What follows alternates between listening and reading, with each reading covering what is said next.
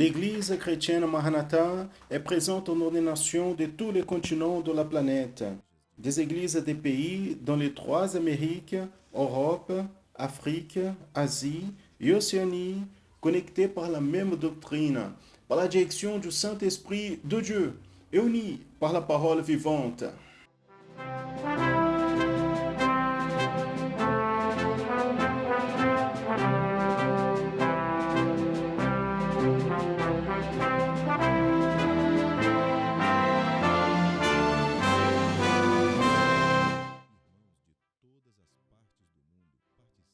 Des frères et sœurs de toutes les parties du monde participent d'un même culte, ensemble, dans un même corps et dans un même esprit.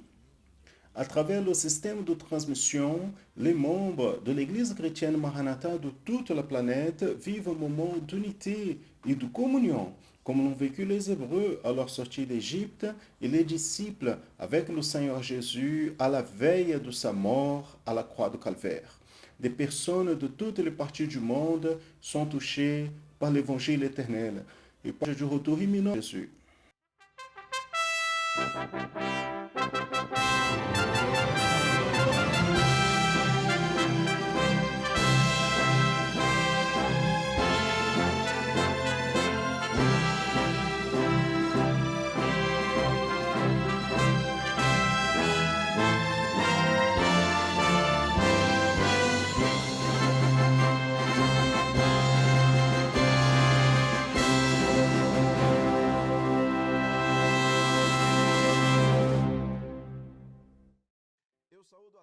Je salue à tous dans la paix du Seigneur Jésus.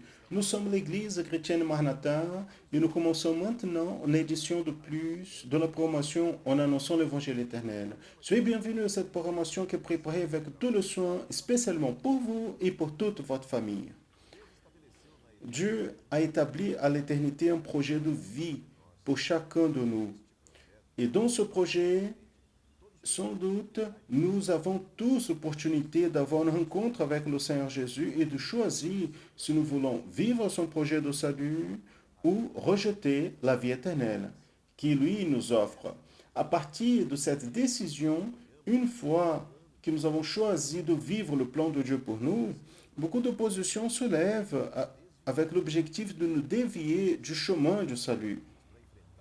Mais afin de faire face à ces oppositions, nous comptons avec la compagnie et le pouvoir merveilleux du Seigneur Dieu de toutes ces opérations en notre faveur. Les batailles qui se lèvent, le plus impossible que cela puisse paraître, elles sont vaincues par le pouvoir du sang du Seigneur Jésus et par sa parole. Dans la promotion aujourd'hui, dans la partie leçon du Manaïm, je reçois le pasteur Daniel Moreira et Serge Souza pour nous parler des batailles vaincues par David et son application prophétique dans nos serviteurs Dieu vivant dans le jour d'aujourd'hui. Après, dans le volet organisation méthode, la professeure Keza Nunes va nous parler sur la thématique de l'importance des prières de la famille sur le développement des caractères des enfants.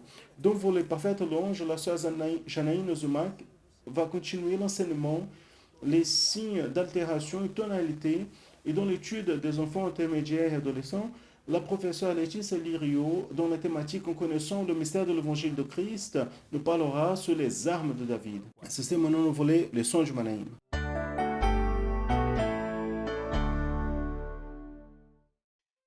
Et nous commençons maintenant le volet leçon du Manaïm. Cette partie, c'est où on traite des sujets qui ont été abordés dans la dernière école biblique dominicale, le dimanche passé.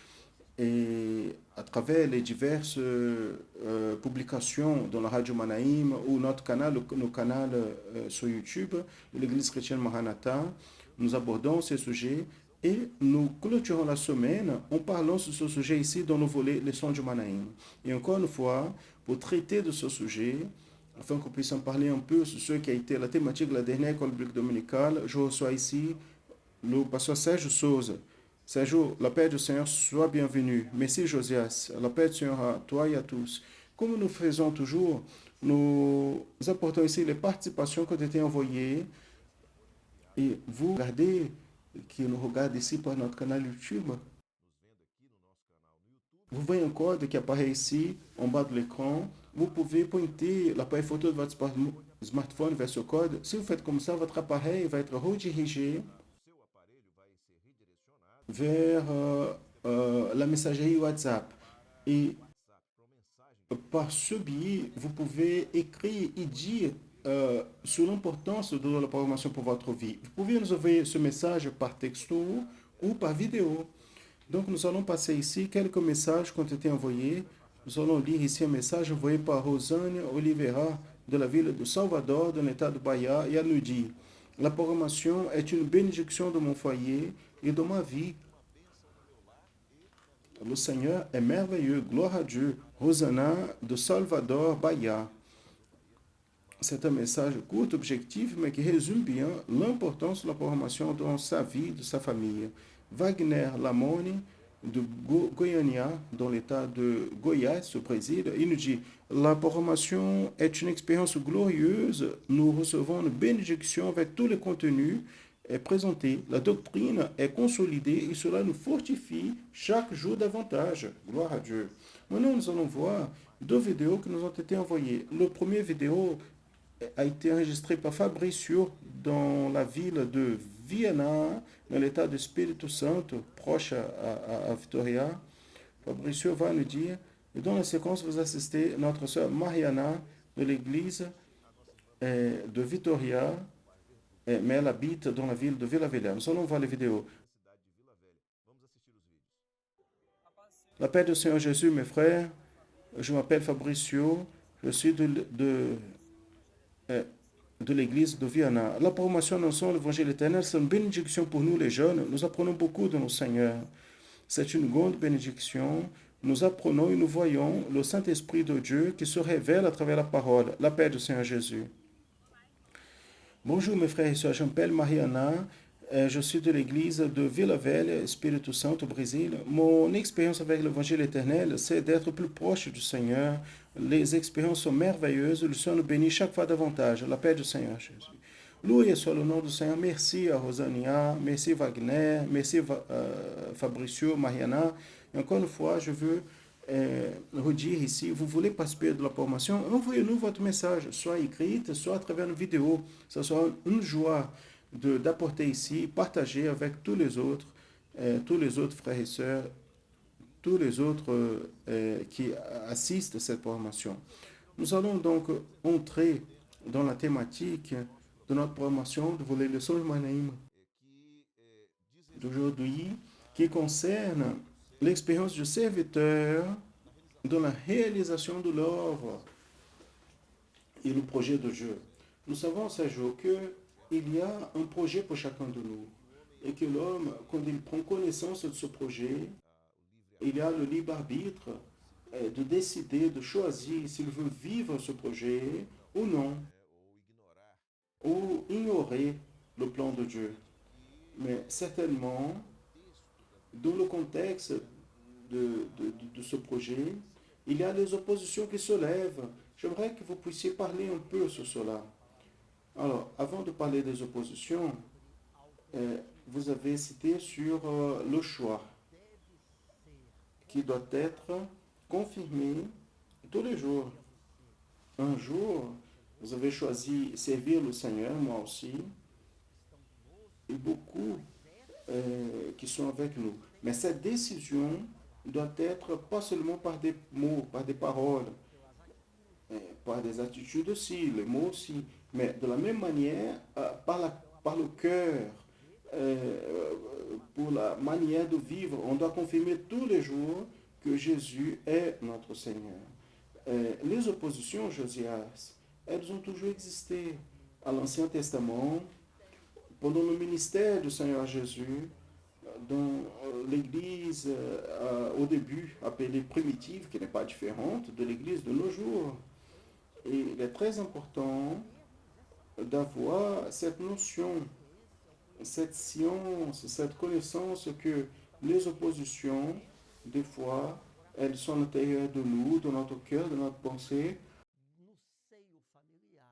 éventuellement au sein de la famille, dans le lieu de travail, dans le contexte social, de plusieurs manières, il y a les confrontations qui viennent, les oppositions contre le projet que Dieu a commencé à réaliser un jour dans nos vies, si bien individuelles comme collectivement dans le contexte de corps. Et cela vient afin, essaye d'annuler le projet de Dieu. Mais Dieu nous a préservés. Gloire à Dieu. Quand nous regardons la parole, et vous avez utilisé l'expression, si bien à l'Ancien Testament qu'au Nouveau Testament, ou comme dans le jour de l'Église aujourd'hui, la parole de Dieu elle est richissime dans le contexte prophétique qui pointe pour l'Église de dernier jour. Même en considérant les textes de l'Ancien Testament, on a l'analyse historique qui peut être faite, ce qui s'est passé, mais quand le Saint-Esprit de Dieu nous amène au-delà de la lettre, et il nous fait comprendre le contexte prophétique, nous pouvons appliquer à nos vies cela qui a été un objet d'étude, la vie de David, l'expérience de David, un serviteur du passé, un jeune qui est encore très jeune a compris le projet de Dieu et a décidé de vivre le projet de Dieu. Mais la vie de David n'a pas été facile. Au contraire, David a été un homme marqué par des guerres, y compris contre son propre roi qui était Saül. Saül, il vivait un projet différent. Saül a décidé de marcher selon sa propre pensée, un projet de désobéissance, et David un projet d'obéissance. Et nous faisons toujours une association entre l'œuvre de David et l'œuvre de Saül. Je vais lire un texte ici, afin que vous puissiez commenter, qui se trouve en 2 Samuel, chapitre 3, verset 1, qui dit « Il y a eu une longue guerre entre la maison de Saül et la maison de David. Mais David se fortifiait, mais ceux de la maison de Saül s'affaiblissaient. » Quelle application prophétique ces jours nous pouvons faire de ce texte, si bien d'un point de vue de ce qui est le projet de Dieu le nombre de temps, comme pour l'Église aujourd'hui. Alors, même pourquoi cette expression longue guerre, elle a été longue, c'est vrai, dans un contexte temporel, dans l'époque de David et Saül, mais elle est aussi longue parce qu'elle a traversé les siècles et nous a touchés. Et tout ce que nous allons ici parler sur l'œuvre dans la vie de Saül et dans la vie de David, il y a une application pour nos jours, dans un caractère prophétique. Saül a été appelé par Dieu, oui. Il a été un homme choisi pour être une bénédiction, mais après, il s'est dévié. Donc, l'œuvre dans la vie de Saül représente le vieillissement spirituel, la tradition, la religiosité, la raison humaine. En important pour nous aujourd'hui, c'est un évangile qui n'a pas accompagné la prophétie, n'a pas le mystère, la révélation du Saint-Esprit à la lettre, à la Bible parle de Dieu, à le nom de Jésus, mais n'est pas un évangile comme Paul il parle. C'est le pouvoir de Dieu. Il n'a pas le pouvoir de Dieu. Donc Saül, il est resté. Mais l'œuvre de David, c'est l'inverse. Parce que David, il a été appelé par Dieu. Il y a un texte qui nous dit, j'ai trouvé David, un homme selon mon cœur. Donc il a été appelé par Dieu, il l'œuvre de Dieu dans sa vie, et il a eu ses failles, bien sûr. Mais dans ce contexte prophétique, pour nous aujourd'hui, c'est quoi? C'est une œuvre qui se renouvelle tous les jours, c'est un gouvernement du Saint-Esprit, c'est un peuple qui dit, Seigneur, nous allons obéir. Le Seigneur peut orienter, le Seigneur peut dire, nous dicter, parce que le gouvernement n'est pas de Josias, de ses jours, ni de A ni de B, mais c'est le gouvernement du Seigneur par son Saint-Esprit. Donc, celle-là est la discussion, c'est la distinction entre l'œuvre de Saül et l'œuvre de David. Donc, nous pouvons comprendre que les deux ont commencé avec une expérience avec Dieu. Les deux ont commencé en répondant à un appel du Seigneur pour vivre ce projet, le projet de Dieu, n'est-ce pas? La différence, c'est que dans un moment donné, un se dévie de ce projet, un désobéit, et l'autre continue à vivre l'expérience. Même pourquoi les deux ont été appelés, Dieu a utilisé le même prophète, Samuel. Après, il n'a plus voulu sa voix du prophète, il a désobéi. Et en utilisant ici le mot biblique, il a fini dans la sorcellerie. Alors, allons regarder le texte en 2 Samuel chapitre 15 verset 23 qui parle d'un 1 Samuel 15 23 qui parle d'un jugement, le résultat de cette attitude de Saül.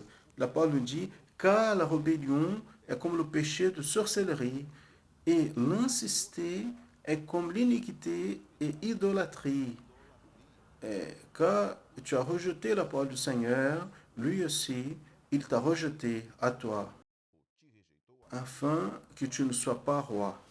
Cette parole a été une parole de Samuel, c'est-à-dire le prophète Samuel, qui donnait le message de Dieu à Saül. Donc cela illustre ce que nous venons de parler. Donc l'œuvre de Saül, regardez bien, ça c'est important, ceux qui nous entendent maintenant. Parce que vous, un jour, vous avez été appelés par Dieu peut-être. Et par la miséricorde du Seigneur, nous avons été aussi. Maintenant, nous avons un chemin à parcourir. C'est un chemin qui doit avoir la révélation, le mystère de Dieu, la prophétie.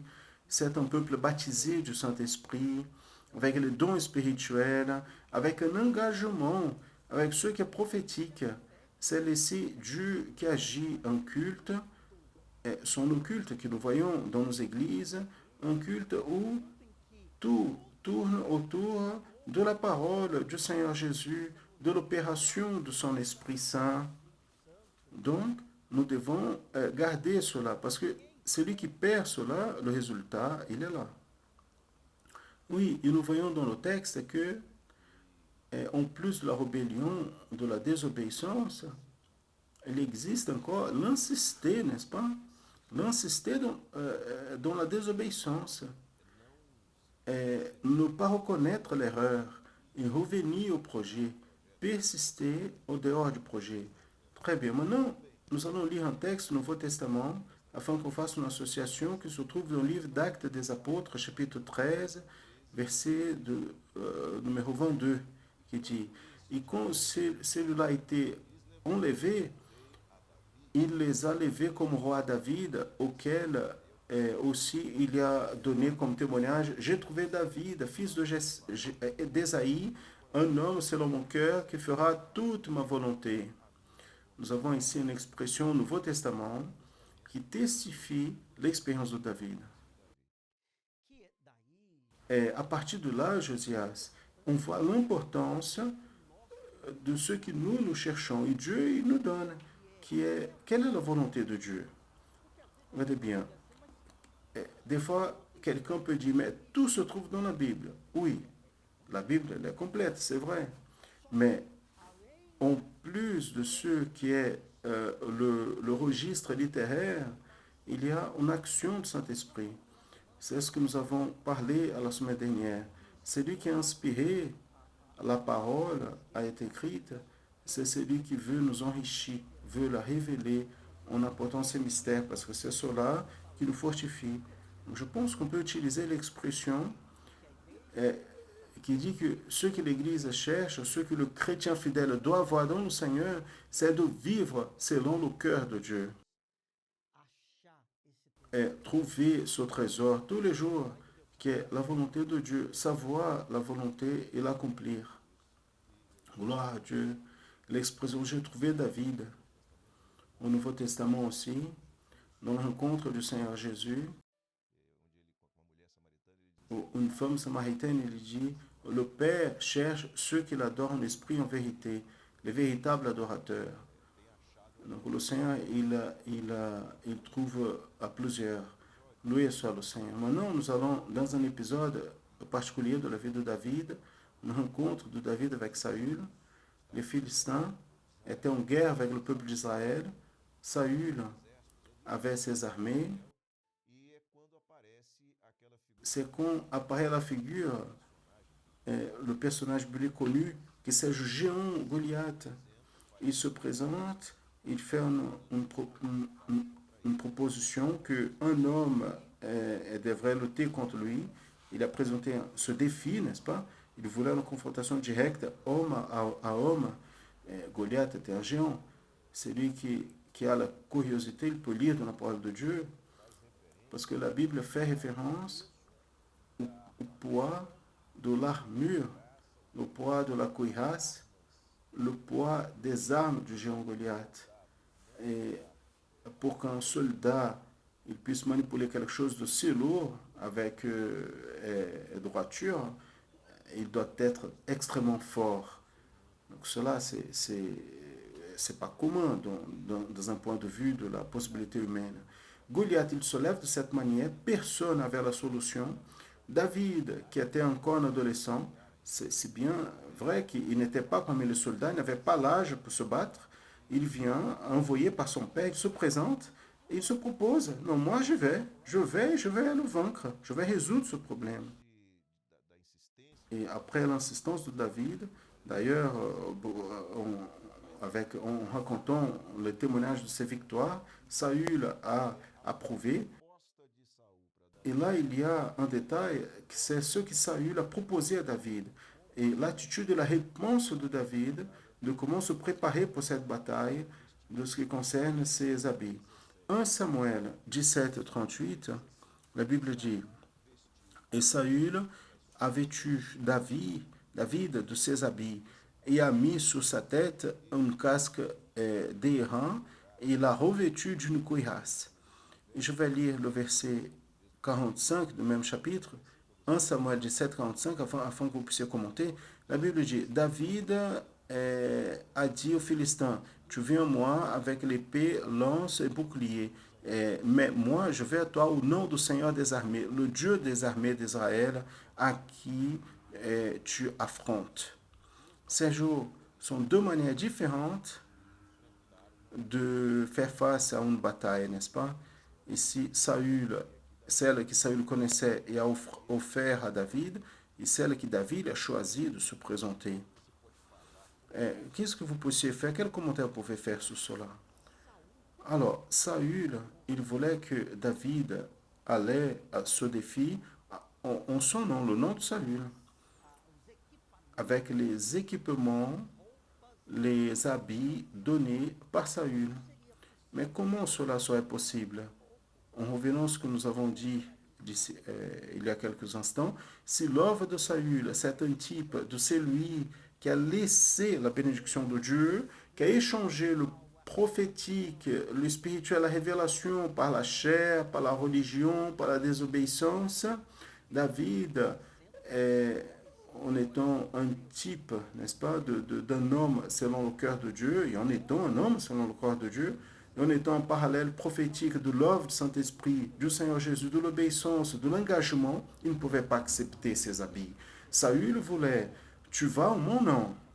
David a dit non, je ne peux pas, j'ai jamais expérimenté cela. D'autres mots, je n'arrive pas à marcher avec cela. Je n'arrive pas à m'habiller avec ces habits, utiliser ces équipements. Et en vérité, il y a ici un enseignement très important pour nous.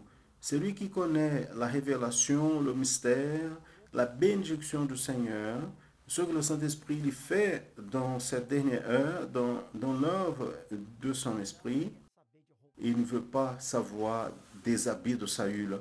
Il ne veut pas les rudiments de la tradition, de la religion, de l'intervention humaine, de la tête de chacun. Non, celui qui connaît le mystère, il veut de la révélation. Il veut la parole à révéler, il veut la bénédiction. C'est si vrai que David il a dit, je ne vais pas au nom de Saül, je vais au nom du Seigneur. Gloire à Dieu, Josias. Maintenant, en parlant un peu de nous. Nous, en tant qu'institution, nous sommes dans cette marche à 53 ans. Gloire à Dieu, parce qu'un jour, le Saint-Esprit nous a touchés, il nous a soutenus avec cette mentalité. C'est l'acte de l'amour et de la miséricorde de Dieu. Vous allez vivre, vous allez me cultuer, me servir. Ce n'est pas avec des habits de Saül, ni en son nom, mais au nom du Seigneur des armées. Gloire à Jésus. Sergio, je vais vous raconter une expérience maintenant très intéressante. Je me rappelle d'une cravate très belle que j'ai achetée, un ouvrier dans l'église où j'étais.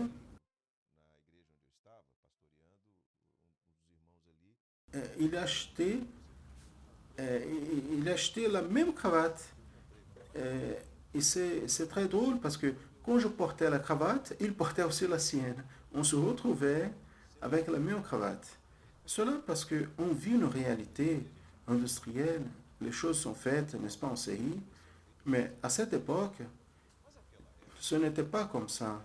Et je considère que les pièces d'une armure, qui est euh, donc des habits rigides, fortifiés, préparés pour supporter les attaques avec des armes coupantes, n'est-ce pas?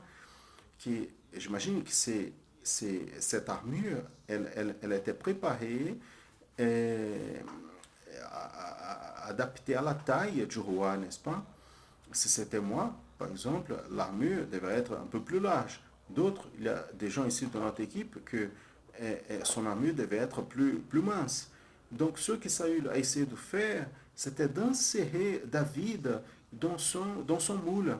Des fois, l'homme, il veut vivre l'œuvre, il veut Jésus, mais il veut que l'œuvre s'adapte à sa manière de penser, à sa mentalité, ce qu'il pense, ce qu'il a entendu parler. Euh, David, il a dit non, ce n'est pas comme ça. En, en, en utilisant ce que vous avez dit, ou apporter à l'intérieur de l'Église ce qui est imitation du monde, pour essayer d'une manière quelconque. Il y a des personnes à voix de public, mais non. L'œuvre de David est un engagement, c'est au nom du Seigneur des armées. Dans la simplicité, dans la parole, il n'a pas accord. Sergio, regardez bien, nous sommes en train de parler d'un adolescent qui se battait contre un géant et hautement capacité, préparé, extrêmement, enfin, qui était respecté par d'autres combattants. Donc théoriquement, c'était une bataille impossible à être vaincu. Comment cela est-il passé? D'ailleurs, des personnes utilisent ce fait historique pour illustrer certaines situations, n'est-ce pas? Donc, d'un point de vue spirituel, comment cela se donne? Comment une bataille aux yeux de l'homme, du point de vue de la raison, impossible d'être vaincue? La manière merveilleuse comme ça s'est passé. Regardez bien, la bataille, pas seulement cette bataille, d'autres que David a fait face, aussi était impossible d'être vaincu. Maintenant, la Bible nous dit, tout est possible à celui qui croit. Donc nous vivons de miracles.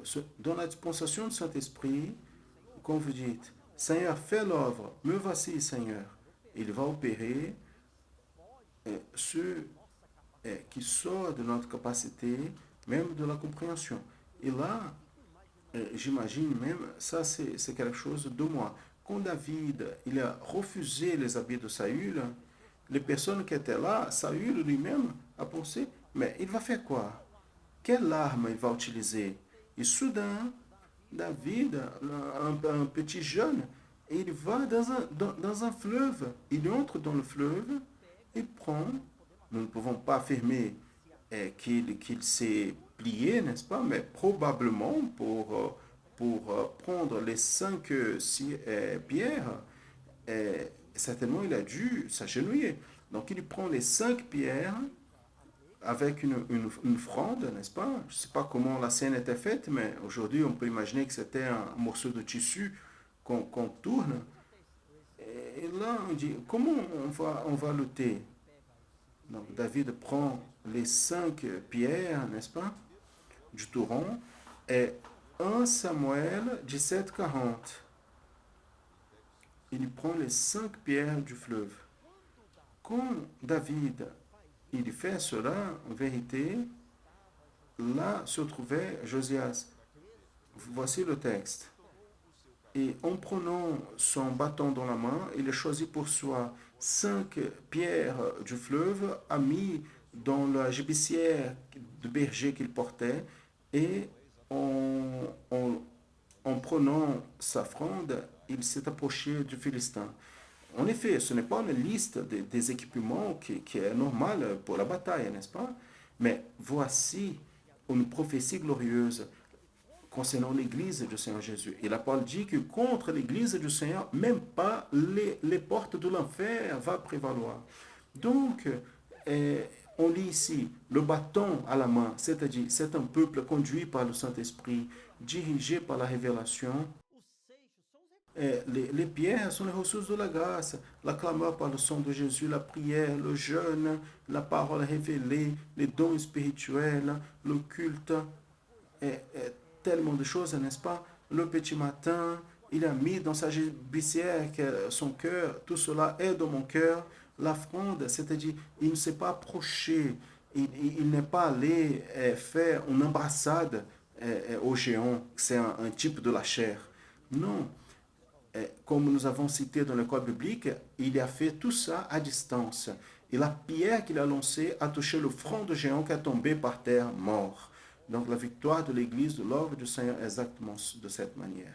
Certainement, le seul point vulnérable du géant a été touché de manière extrêmement efficace. La victoire a été assurée.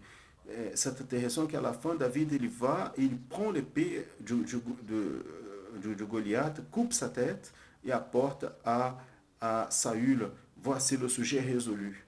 Vous avez parlé sur les armes. D'un point de vue de la raison, ça serait absolument insuffisante, au point que le géant lui-même, il critique à David, est-ce que je suis un chien afin que tu viennes contre moi avec des pierres, des bâtons?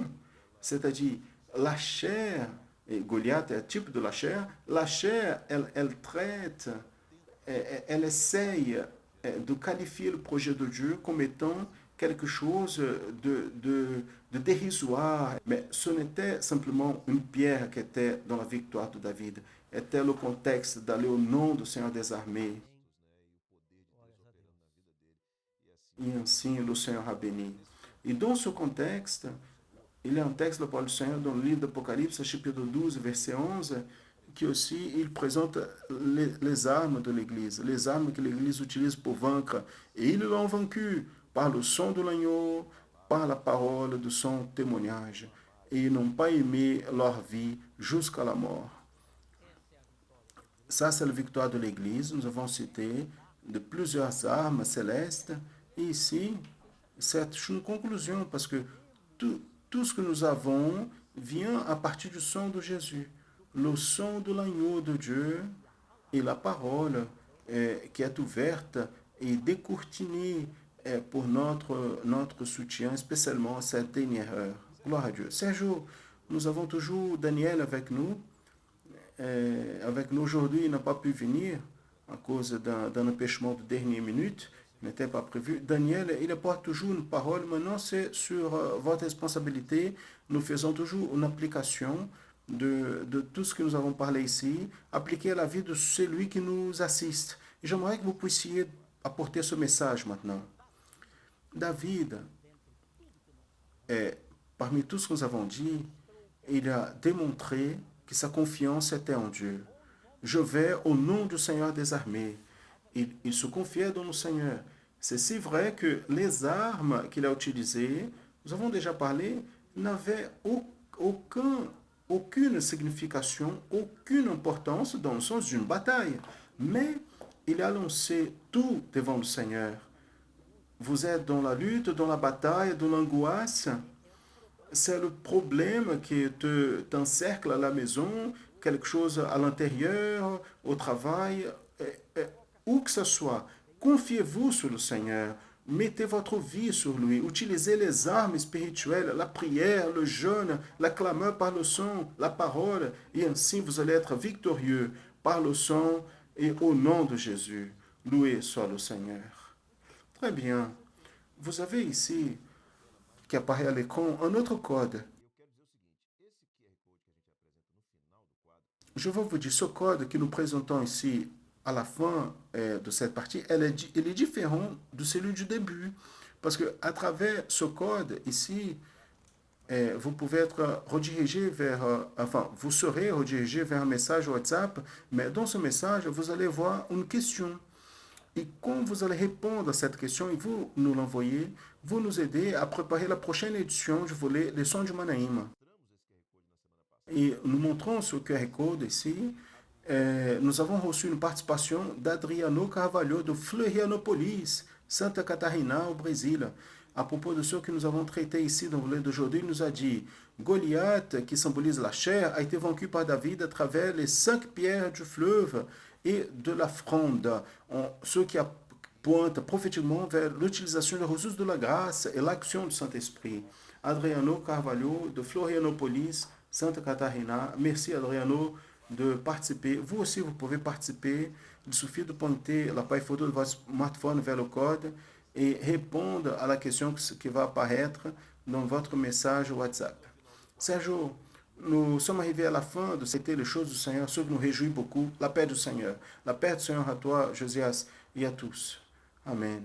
Dans l'édition passée du volet organisation méthode, la docteure Kézé Nunes a commencé à parler de la thématique l'importance des rapports familiaux pour le développement de caractère des enfants. Dans la promotion aujourd'hui, elle va approfondir cette thématique. Assistez maintenant.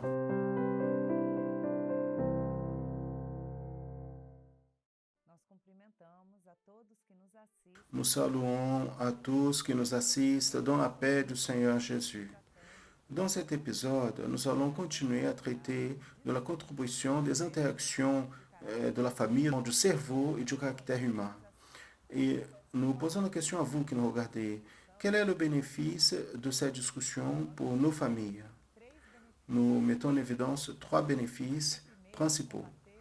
Le premier, c'est de combattre le stress. Depuis que nous sommes bébés, nous apprenons à faire face au stress. Pour le bébé, la famine, avoir faim est un risque. Ces situations activent le système de stress du corps et laissent le cerveau en alerte, avec l'accélération du rythme cardiaque, une décharge de niveau hormonal. Quand le stress est allégé, le corps revient normal. Mais si le contexte de vie de l'enfant est de négligence, dans un environnement d'extrême difficulté ou désorganisation, il y a une activation prolongée du système de stress qui compromet le développement du cerveau. Cela est connu comme stress toxique.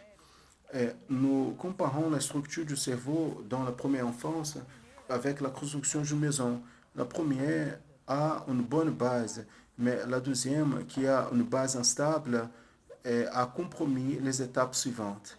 Il n'y a pas de connexion, il y a stress, il y a des domaines affaiblis dans une phase où ils devraient être consolidés, reliés à l'apprentissage et le raisonnement.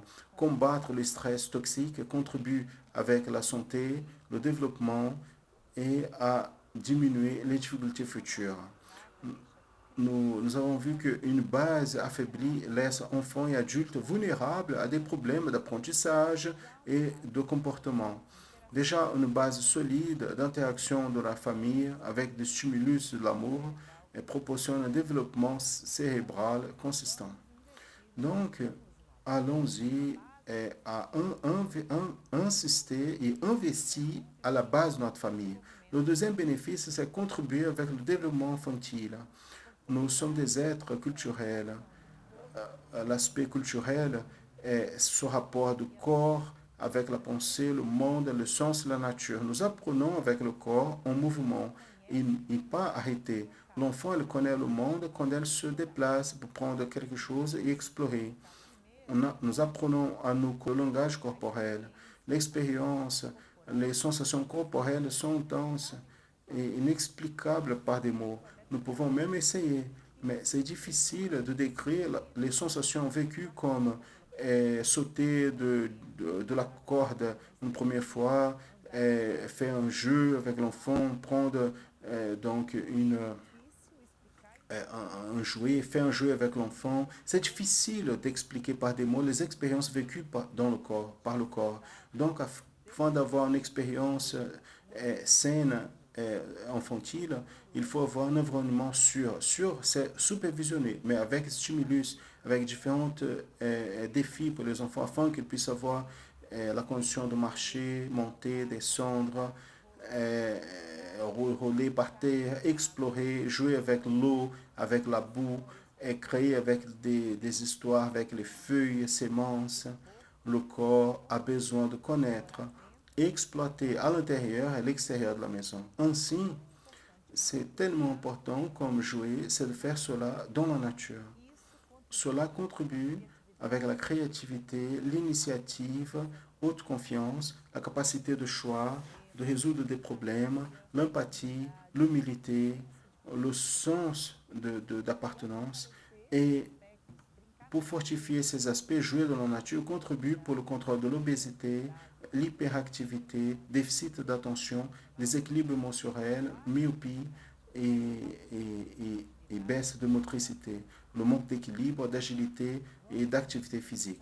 Donc, investissons dans les jeux à l'air libre, dans le développement sain de nos enfants. Et le troisième bénéfice de cette thématique, c'est prendre soin de notre maison. Prendre soin ensemble de la maison, c'est un acte d'amour envers notre famille, avec les demandes des différents âges, avec le besoin de chacun. Nous ne pouvons pas seulement euh, euh, théoriser l'amour, seulement savoir qu'il est important. Nous avons besoin d'aimer, nous aimer dans nos différentes demandes quotidiennes. Il est important de parler aux enfants sur quelque chose et agir et interrompre le état de stress, de tristesse, donc un standard de pensée qui les qualifie, qui apporte la sensation d'incapacité. Donc, il y a quelque chose déplacé. Mettez en ordre, agissez, clamez au Seigneur dans cette bataille. Quelle que soit la situation, nous n'allons pas désister de nos enfants, de nos maris, de nos familles, de notre maison. Notre maison, c'est un endroit de paix, c'est un endroit d'accueil, de culte, de louange, d'apprentissage, de conversation, de travail. C'est notre place où nous aimons être le plus. La maison, c'est un projet du Seigneur. Il a créé, il nous a appelés pour le développer. Alors, allons-y et prenons soin de notre maison. Le psalmiste nous avertit, si le Seigneur n'édifie pas la maison, vainement travaille ceux qui l'édifient. Mes frères, mes sœurs, vous voulez avoir des enfants sûrs, autonomes, heureux, organisés? Bien sûr que nous voulons.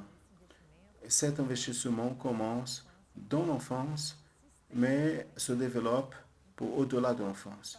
Alors, faisons notre partie et garantissons à nos enfants un environnement, des expériences accueillantes et assurées et de paix, en fortifiant les expériences avec les stimulus et amour de notre maison.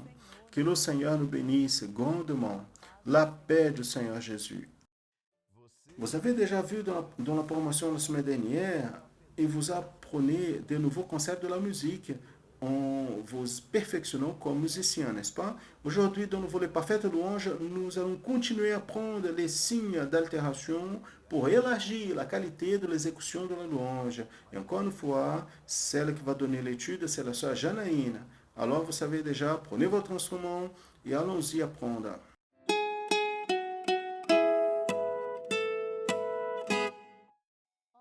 Bonjour les classes, la paix du Seigneur Jésus. Nous allons apprendre un peu plus. Vous êtes prêts? Je suis sûr que oui. Et en parlant de cela, vous vous rappelez que dans l'étude précédente, je vous ai dit qu'il y avait quelque chose en secret que le Seigneur nous enseigne et est très important que vous puissiez apprendre aussi. Je crois que quelques-uns de vous ont même déjà entendu parler. Vous savez qu'est-ce que c'est? Que le Seigneur Jésus nous dit de ne pas nous préoccuper ni anxieux avec les choses difficiles qui des fois se passent dans nos vies. Et, nous devons nous dédier à prendre sur sa parole, continuer à répondre les questions de l'école biblique dominicale en apprenant les instruments, en allant au culte, en chantant, Parce que quand nous faisons cela, le Seigneur il est en train de résoudre toutes les autres choses de notre vie. Il est puissant. Pour lui, il n'a rien d'impossible. Et regardez quelle chose merveilleuse. Il nous donne la joie d'être en train de réaliser son œuvre. Et il se réjouit à nous bénir en prenant soin de tout ce que nous avons besoin. Amen. Confiez sur le Seigneur. Il est fidèle. Maintenant, nous allons apprendre encore plus pour jouer davantage et mieux pour notre Sauveur. Nous parlons sur les signes d'altération, la tonalité. Nous allons nous rappeler la tonalité. La tonalité est de savoir quelle est la gamme utilisée dans la musique, dans la louange, afin de se rappeler la gamme est la succession de notes. Nous allons voir et nous rappeler combien de gammes nous avons déjà appris. Regardez le prochain. Nous avons appris la louange dans les batailles et Père, ta bonté m'admire dans la tonalité de Do majeur. Regardez, l'armature de clé, elle est vide parce que la gamme de Do majeur, toutes les notes sont jouées dans leur état naturel. Quand nous avons appris Viens vers le milieu, la tonalité se trouvait dans Sol majeur. Regardez ici, c'est le Fa dièse dans l'armature de clé qui nous indique que le ton est de Sol majeur, parce que dans la gamme, il y aura le Fa dièse. Quand nous jouons Maranatha, le Seigneur Jésus bientôt viendra, la tonalité était Ré majeur. Regardez l'armature de clé, Fa et Do dièse. Donc cela veut dire que dans la gamme de Ré, les notes Fa et Do seront dièse. Lampe, la tonalité c'est La majeur. Fa, Do, Sol, dièse. Dans l'Express, nous voyageons et couché sur l'herbe, nous l'avons fait dans la tonalité de Mi majeur. Fa, Do, Sol, Ré, dièse. Maintenant, dans ce dernier louange, nous passons à la tonalité de Fa majeur. Parce que quand nous jouons la louange, quand Israël a quitté l'Égypte, nous avions la note Si bémol. Maintenant, pour nous rappeler un peu, on va passer la gamme de Do majeur, qui a été la première que nous avons apprise. Après, nous passons la gamme de Mi majeur et après Fa majeur. Une fois pour nous rappeler. Do majeur.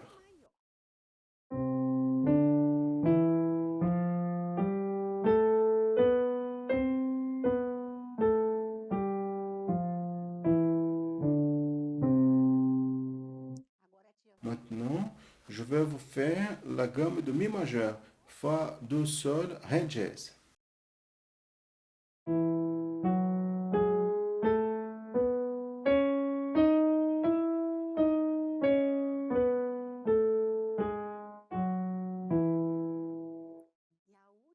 Et la dernière que nous avons appris, Fa majeur. Il y a le Si bémol.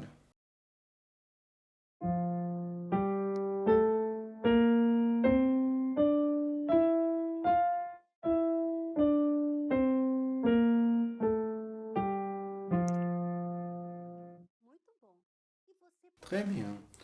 Et vous pouvez penser, est-ce qu'il y a une louange qui a deux tonalités, la même louange? Oui. Nous allons voir lequel. Regardez, un des exemples que nous allons donner parmi plusieurs qui sont joués dans deux tonalités, c'est Mon Dieu, mon Père. Quand nous jouons cette louange, il se commence avec la tonalité de Fa majeur. Regardez, il y a le Si bémol. Et après, quand nous revenons à la louange, il y a pas le sol majeur. Regardez le Fa dièse dans la l'armature de clé. Regardez ma main gauche. Je suis dans la tonalité de Fa majeur. Je vais monter à la tonalité de Sol majeur. Nous allons voir la note au début. Do, Fa, La, Ré, Sol. il y a l'accord de Fa majeur. Maintenant, É sol, si, mi, lá. il est passé à l'accord de Sol majeur. Nous allons entendre au piano.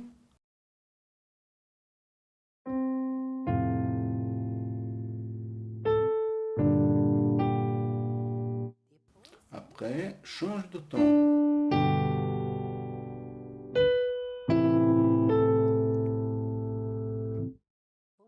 Nous allons nous entraîner beaucoup les gammes, d'accord? Maintenant, nous allons nous rappeler d'une louange. Alors prenez votre instrument, mettez-vous droit et nous allons louer le Seigneur avec tout notre cœur. Et la louange que nous allons chanter et jouer, c'est coucher sur l'herbe est une heureuse brebis qui sommes nous. La paix du Seigneur Jésus.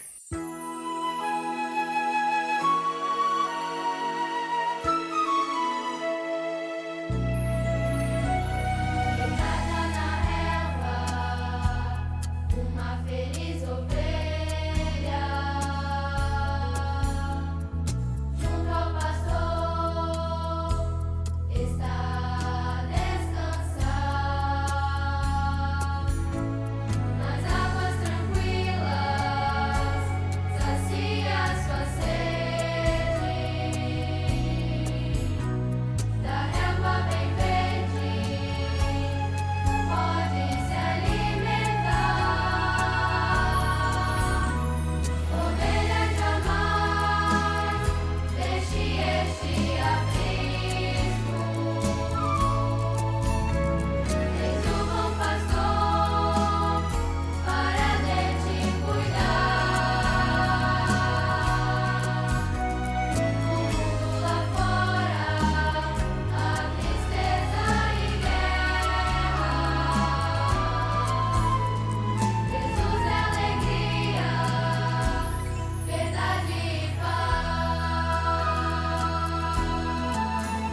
E quando as trevas caem sobre o mundo, o tentador vem disposto a tragar. Jesus em seus braços, ovelha te acolhe, para que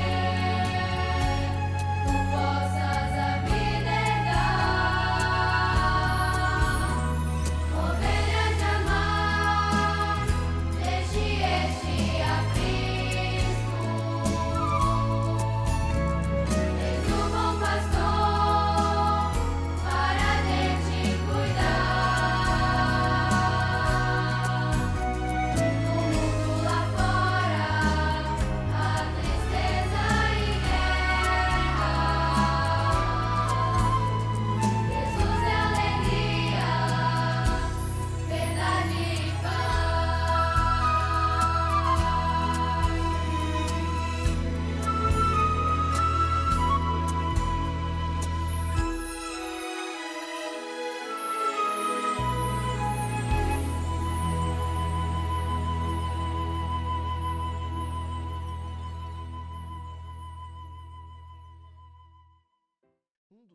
Un des personnages bibliques qui s'identifie beaucoup avec les enfants intermédiaires et adolescents est David, le roi David. Encore enfant, il a appris à servir et à être obéissant au Seigneur. Et pour cela, il est devenu roi d'Israël et un des hommes les plus victorieux de son histoire. Dans un passage très connu de sa vie, David, il a fait face à un géant appelé Goliath. Il l'a vaincu de manière simple, mais il a vaincu au nom du Seigneur des armées. Aujourd'hui, dans les études pour les enfants intermédiaires et adolescents, vous allez apprendre avec la professeure Laetitia Lirio sur les armes que David a utilisées dans cette bataille. minha casa firme está. Nous saluons à tous qui nous regardent, spécialement les enfants intermédiaires et adolescents, dans la paix du Seigneur Jésus. Nous sommes en train d'étudier pendant déjà quelques mois les mystères de l'évangile de Christ. Et combien de secrets, combien de mystères nous ont été déjà révélés par le Seigneur, n'est-ce pas? Et dans cette étude, nous parlerons sur les armes spirituelles qui sont à notre disposition afin que nous puissions faire face à nos batailles. Et nous allons voir cela à travers la vie de David. Nous allons lire le texte de la parole de Dieu qui est projeté dans la diapositive qui nous dit: et en prenant son bâton dans la main, il a choisi pour lui 5 pierres du fleuve, il a mis dans sa gibecière de berger qui apportait, et a pris main de sa fronde et s'est approché du Philistin. 1 Samuel, chapitre 17, verset 40. David était un serviteur fidèle à Dieu. La parole nous dit qu'il était obéissant, humble, il était le fils d'Ésaïe et il avait encore 7 frères. À l'époque, celui qui régnait sur Israël, le peuple de Dieu, était le roi Saül. Ils étaient en train de faire face à une bataille, le peuple d'Israël contre les Philistins. Quelques frères de David sont allés dans cette bataille. Et un jour, Ésaïe appelait David afin qu'il puisse apporter la nourriture et voir si tout allait bien avec ses frères dans le campement. Et David a obéi. Mais en arrivant là-bas, David, il a vu une situation très difficile. Il a vu qu'un géant philistin, Goliath, menaçait et faisait des affrontements à l'armée d'Israël. David a vu que ce géant, au matin et après-midi, pendant 40 jours, il était là en train d'affronter l'armée. Et personne de l'armée se mettait à disposition pour se battre contre ce géant parce qu'ils avaient tous peur. David alors, il a dit: moi, je bataillerai contre le Philistin. Et quand Saül a appris cela, il a appelé David. Et quand il a vu David, il a dit: non, tu es trop jeune. Et ce Philistin, ce géant, il est très expérimenté dans la guerre.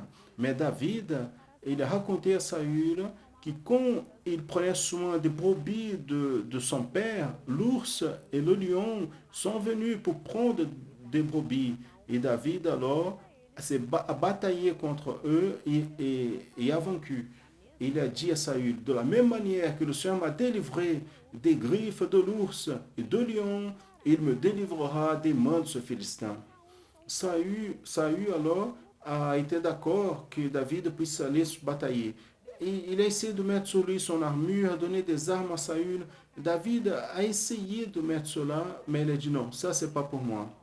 Il est allé avec ses habits de berger, il a pris ses armes, son bâton, il est allé au fleuve, a pris 5 pierres, il a mis dans sa gibecière de berger, est allé avec sa fronde pour retrouver le Philistin. Et quand il arrive là-bas, quand Goliath a aperçu David, il a vu qu'il était un jeune, il a vu qu'il portait ses armes de berger, il a commencé à rigoler de lui. Et David alors, il ne s'est pas intimidé. Il a dit à Goliath: tu viens moi avec des épées, des boucliers, lances, mais moi je vais à toi au nom du Seigneur des armées, à qui tu es en train d'affronter. Gloire à Dieu. David alors a mis une pierre dans sa fronde, il a miré, il a tourné et a lancé la pierre. Et la pierre s'est encravée au front du géant qui est tombé par terre. David ainsi a été vainqueur au nom du Seigneur. Nous allons voir quels sont les secrets, les mystères que le Seigneur il a nous révélés sur cette histoire. Ainsi comme David, nous aussi, nous devons utiliser les armes spirituelles. Quelles sont les armes que David a utilisées? Vous vous rappelez? Il a utilisé le bâton. Le bâton pour nous représente la direction du Saint-Esprit. C'est le Saint-Esprit du Seigneur qui nous guide, qui nous amène. C'est lui qui nous dit comment nous devons nous porter, comment nous devons agir. Et vous vous rappelez que Goliath, quand il a vu David qui s'approchait, il a commencé à rigoler de lui parce qu'il a vu ses armes. Exactement. Quelques personnes aussi rigolent de nous parce que notre comportement est différent de ceux qui ne servent pas à Dieu. Mais comme David, nous ne devons pas nous intimider. nous devons suivre la direction du Saint-Esprit, qui est l'assurance pour nous. La deuxième arme a été la fronde. David a mis sa pierre dans la fronde et a lancé. La fronde est une arme qui touche l'adversaire de loin. Et cela représente pour nous le fait que nous devons nous éloigner de ceux qui enlèvent notre communion, de ceux qui nous éloignent de Dieu. Nous devons rester loin et nous allons réussir à faire cela si nous pratiquons les enseignements révélés de la parole de Dieu que nous apprenons. Et pour fin, David aussi, il a utilisé 5 pierres qui représentent pour nous les ressources de la grâce. La prière, la louange, le jeûne, la prière au matin et la parole. Si nous utilisons dans nos batailles ces ressources qui sont à notre disposition, nous serons vainqueurs. Et maintenant, je vous pose la question. Vous voulez être vainqueur dans votre bataille? La bataille semble être impossible, mais si vous utilisez les armes spirituelles que le Seigneur met à votre disposition, si vous allez au nom du Seigneur des armées, la victoire elle est garantie. Que le Seigneur puisse ainsi bénir sa parole, nous puissions la garder dans nos cœurs et nous disons au revoir à tous dans la paix du Seigneur Jésus.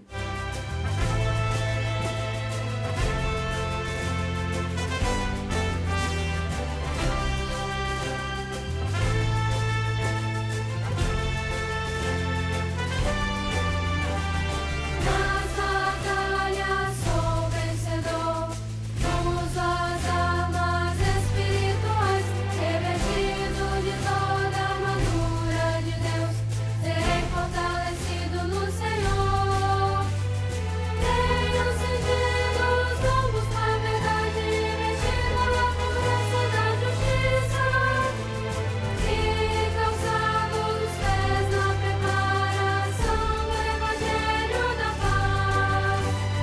Tenho sobretudo o escudo da fé e também o capacete da salvação e a espada do Espírito, que é a palavra de Deus. Nas batalhas sou vencedor, uso as armas espirituais, revestido de toda a armadura de Deus, serei fortalecido no Senhor e na força do seu poder.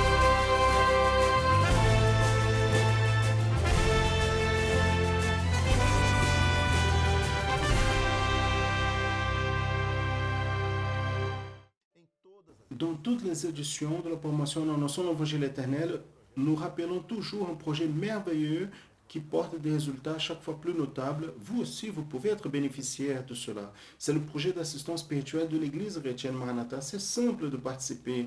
Il suffit de faire un appel. Cet appel est gratuit depuis le Brésil. Et vous pouvez faire toujours quand vous avez besoin à ce numéro qui apparaît à l'écran. 0800 707 376. La personne qui va vous répondre va vous apporter un message de la part de Dieu pour vous et va prier pour vous. Et tout cela complètement gratuit.